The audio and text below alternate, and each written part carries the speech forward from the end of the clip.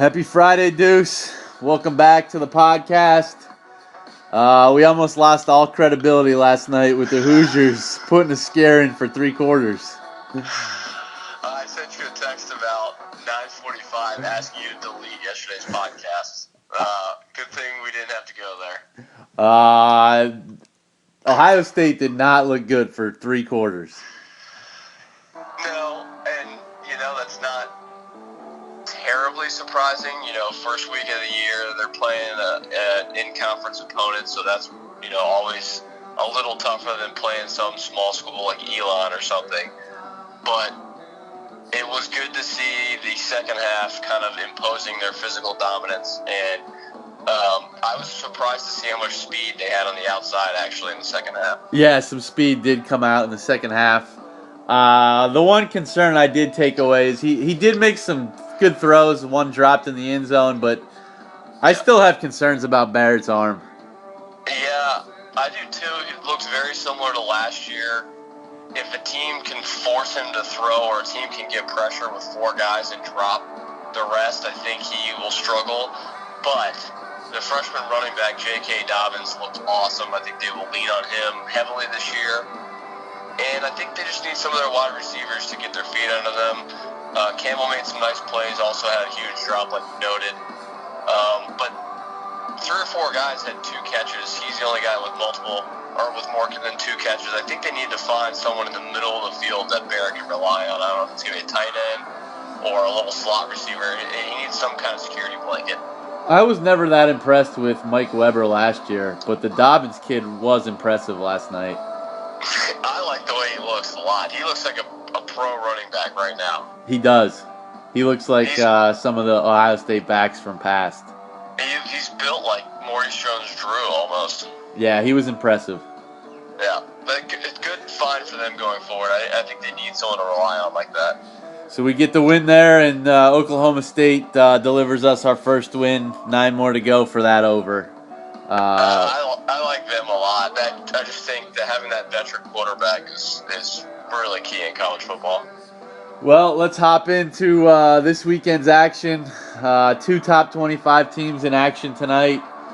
One heads to Rutgers, and that's Washington. They're 27.5-point favorites. Big number on the road to open the year, but I think I read last night that my high school team beat Rutgers last week, so I don't think Washington will have any problems. 27.5 is a big number to swallow, though, to open up the year, so I'll take a pass on that. I also lean Washington, but also pass on the official.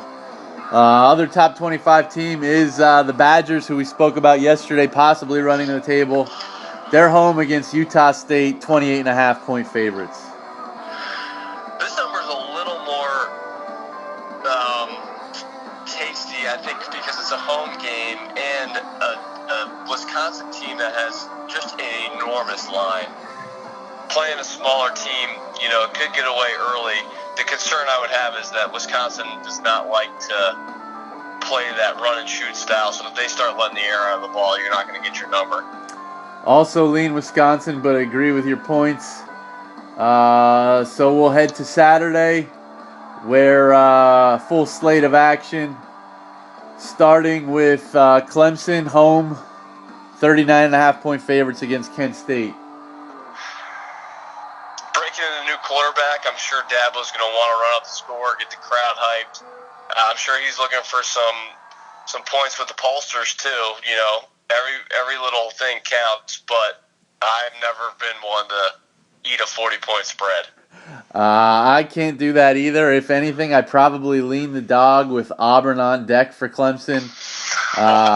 I think this will be more like a practice for Clemson than anything, just trying to get ready, get their feet under them for next week's big game. Yeah, you got to think they're going to ease the quarterback in with the read and stuff, so simple offense in this one. To State College, Penn State opens the year at home against Akron. They're a 30.5-point favorite. This is your wheelhouse, so I'm going to leave this one up to you, but I actually don't mind this line. I thought it was going to be around 35. Certainly should be able to score. They do break in some wide receivers. They did get some experience last year, but losing Godwin, they'll be breaking in some guys. Defensively, I'm interested to see the improvement. Also, offensive line. This will be the deepest and most experienced since the sanctions. I do think they score enough to cover. I'm a little worried about Akron scoring, so I think it's a no play for me. Yeah. Going to your school, they travel to Texas to take on the Longhorns in Tom Herman's debut. The Horns are 18.5-point favorites. This will be my first lean of the day. I like Texas here. I think anything under 20 here is pretty generous. The size difference will be visible on your TV screen. I think Texas's offensive line will just maul Maryland's defensive line. The lack of quarterback here is what really is going to hurt Maryland. I think if you're going to beat Texas, especially in a game like this, you got to be able to throw the ball. And I just don't trust that Maryland's going to be able to complete more than 7 or 8 passes. So I will lean Longhorns here. Maybe it's a little sluggish early, but I think in the second half they really get rolling. Another point in this game is going to be very, very hot, and I'm not sure Maryland is going to be ready for that. Enough to make it official, or just a strong lean? I'm comfortable with that, yeah. Texas minus 18.5 for the first official play of the year. You like it too? I do. Maryland's quarterback situation really worries me. Yeah, it's bad. Oklahoma 42.5 hosting UTEP before their tilt with Ohio State and Columbus next week. Oklahoma is a team that traditionally I've liked to get behind the first couple of weeks of the season because Mr. Stoops liked to hang 70 on a lot of teams. Now that he's gone, I'm a little unsure, but if there's one thing they do, it's score. So, the line isn't that scary to me, but it's probably too high to make an official play. Maybe just a lean. I'm with you on the lean. They do score. I think Lincoln Riley will have the boys ready. But again, similar to Clemson, I don't know if they'll score enough with a big game next week. Yeah, that's my concern is the look-ahead game. USC, 26.5-point favorites, hosting Rowe. Western Michigan goes on the road.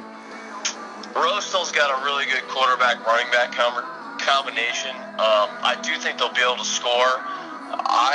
This is the classic game, though, where I worry about them being able to last. I think USC rolls in the second half, and I actually think they cover it late. I'll lean USC for the guy who's been emailing and texting all day about us picking really against them.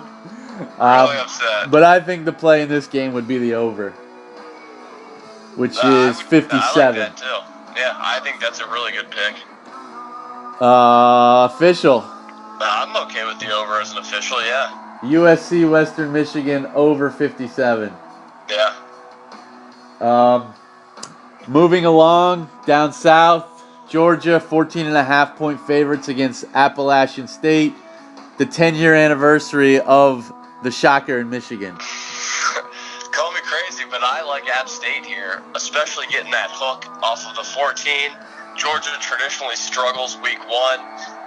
The combination of Chubb and Sony Michel does worry him a little bit just because they can plug and play if one guy gets tired. But App State's a good team. I think I considered them in our last pod as one of my over total bets. I think they win 10 games this year. And I think they can hang around in this one. I'm completely with you. Georgia's got Notre Dame next week. And a very good point about them starting slow early. Official or a heavy lean? State last year, so people forget it's not the traditional power that rolled week 1. They almost lost last year. Official or just a lean? I would say lean now, but I think I could get to official maybe when we tweet out our plays. I'll star that and we'll let you know. Moving along, Auburn 34.5 hosting Georgia Southern. Auburn goes to Clemson next week. Yeah, Georgia Southern is not a very good team, but that look-ahead game again, it seems to be a theme this year, week 1, what scares me off the big line. I'm with you. I would lean Georgia Southern here, but just a lean. Louisville 24.5 going to Purdue. This is one where road favorite, but I think I've totally flipped. I kind of like the home dog here. Not enough to make it a lean, but that's a lot of points week 1 on the road for a Big Ten team. I'll defer to you. I had no feel for this game. I think Louisville could score. I always have questions about their defense, though. That's exactly how I feel. I just think 24.5 or whatever you said is a big number for a home Big Ten team. It's just a lean, not a play, but I think I would take Purdue plus the 24.5 or whatever. LSU minus 16 hosting BYU. BYU does have one game under their belt. No feel for me here. BYU obviously is going to play hard. LSU week 1, new offensive coordinator, new quarterback. Might take them a little while. 16 seems like a good number to me. No feel here for me either. To the two big ones this weekend. Saturday in Texas at Jerry World. Michigan minus 4 against Florida. I'm very surprised that is the line. I think it should be maybe even the other way. I don't know if it's a respect thing. Michigan has the fewest returning starters in the country. Florida has a bunch of returning starters on the defensive side specifically. I know they have a couple guys suspended. I lean Florida here. If it's going to be a slug match, which I think it's going to be, I think both defenses are very good, especially in the lines. Give me the points, especially over a field goal. I'm also leaning Florida. The only thing that does worry me is Harbaugh kind of being counted out. He has recruited well, so he does have some talent. But I think Florida's got a ton of speed.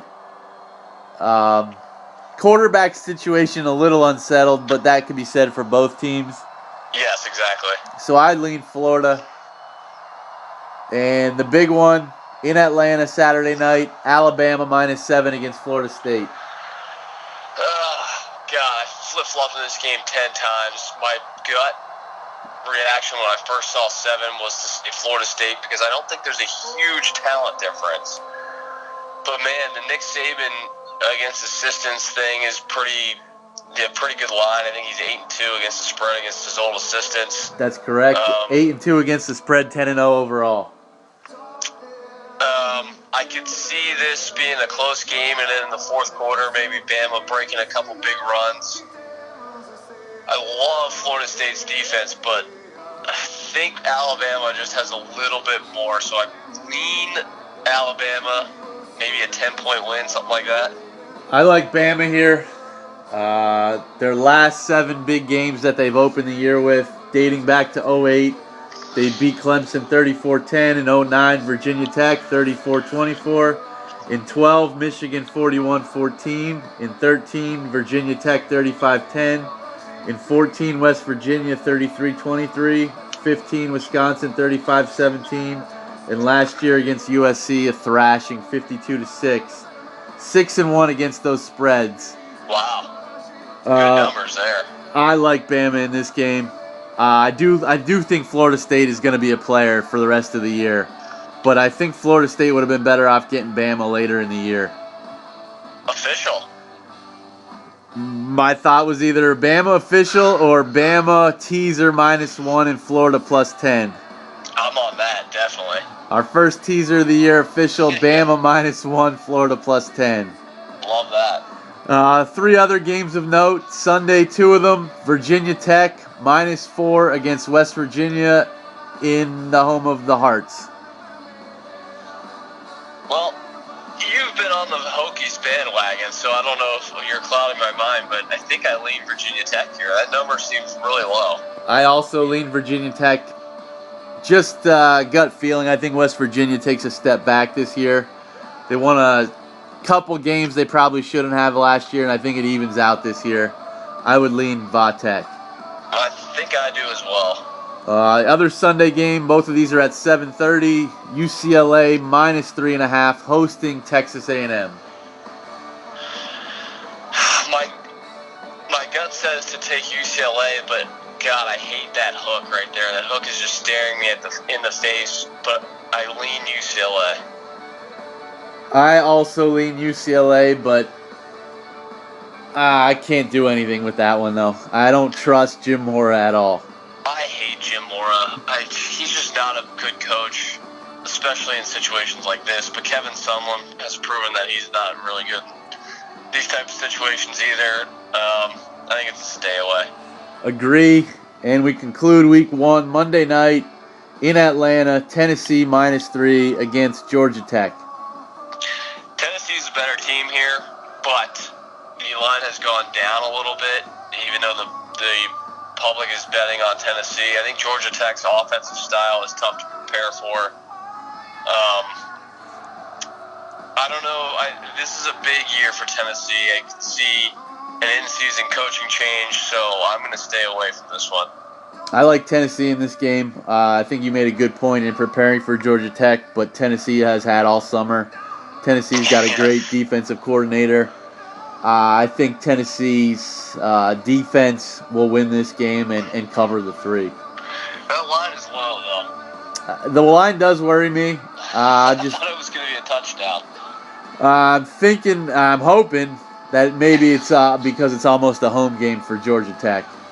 Yeah, I think you're right there. I mean, instead of looking at it like it's a low line, maybe you're getting value there with Tennessee. Any off-the-board plays for you or leans? No, the 4 I had specifically written down were Texas, USC, App State, and Florida as my bigger leans. I have 2 leans off the board. One is Cal plus 11.5 going to North Carolina.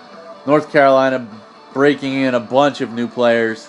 Yes. Plus the quarterback, I believe, is going to be Brandon Harris, the transfer from LSU, who was awful. Yeah, I'm not sure how he got another job. I think both teams will score. Cal should score enough to cover the 11.5.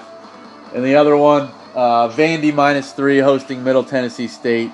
I like the job that Mason's done at Vandy.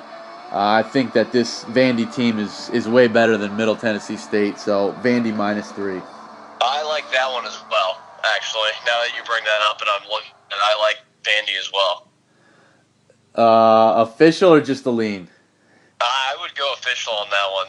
I think they should be favored by at least 7 in that game. Middle Tennessee State's a decent team, but they're not, they're not 3-point difference to the SEC team that won 6 games last year.